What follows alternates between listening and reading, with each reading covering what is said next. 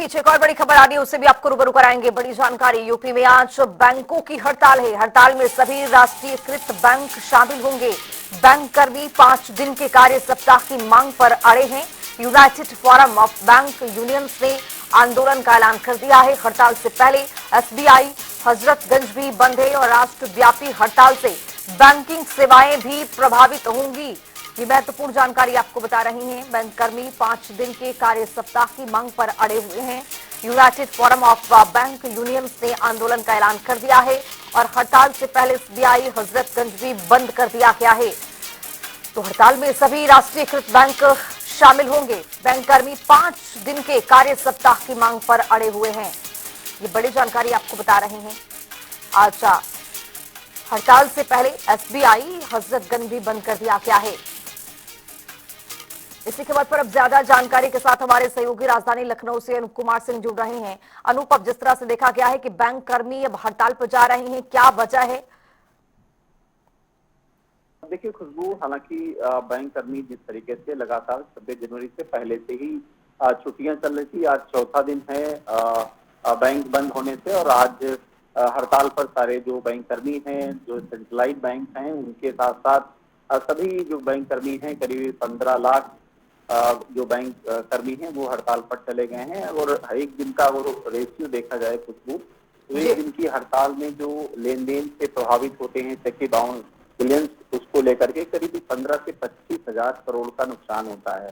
आप समझिए 4 दिन बैंक बंद रही हैं और इनकी जो मांगे हैं वो जो पिछली जो छुट्टियों को लेकर के, खासकर सप्ताह में 5 दिन वर्किंग डे के साथ साथ उनकी जो उनका कहना इन लोगों का कि जो पहले जो महीने के सेकेंड सैटरडे होता था उस पर भी छुट्टी रहती थी और फोर्थ सैटरडे पर भी छुट्टी रहती थी। इन सब चीजों को सुविधाओं की मांग को लेकर के लगातार हड़ताल की मांग कर रहे हैं। और आज पूरे उत्तर प्रदेश के पूरे देश व्यापी जब हड़ताल निश्चित रूप से है, तमाम क्योंकि जब बैंक कभी बंद होती है तो एटीएम के जो कैश होता है वो भी खत्म हो जाता है। तो ऐसे में आम पब्लिक को काफी दिक्कतों का सामना करना पड़ रहा है। बैंक में ताले लगे हुए हैं।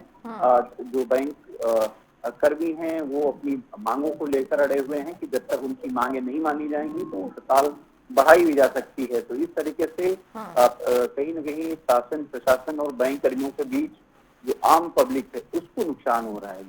जाहिर तौर पर, लेकिन अनूप, जिस तरह से बैंक कर्मी ने पहले हड़ताल को लेकर ये ऐलान किया, उससे उसको लेकर क्या कोई आगे आया है बात करने के लिए, जिससे बैंक कर्मी को बताया जाए, समझाया जाए या फिर उनकी मांगों को समझा जाए?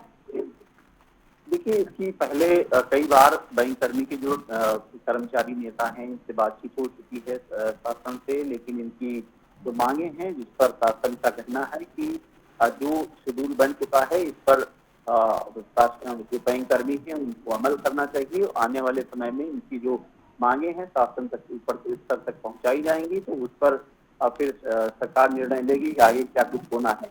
फिलहाल इस मामले पर अभी कोई बातचीत नहीं हुई है। इस हड़ताल के बाद हो सकता है कुछ बातचीत बढ़े और इन बैंक कर्मियों के साथ शासन में किसी उच्च अधिकारी से बातचीत हो ताकि बीच का कोई रास्ता निकले और जनता, आम जनता जो परेशान है उसकी भी परेशानियां कम हो। जाहिर तौर पर बहुत शुक्रिया तमाम जानकारी के साथ अनूप जुड़ने के लिए। आपको बताते चले किस खबर पर रहेगी हमारी नजर, किस तरह से बैंक कर्मी की ओर से ये बड़ा ऐलान किया गया है। अपनी सुविधाओं को लेकर ये मांग की जा रही है बैंक कर्मी की ओर से। हालांकि जो कर्मी है उनसे बातचीत हुई है शासन की, लेकिन अभी कोई भी हल निकलता हुआ दिखाई नहीं दे रहा है।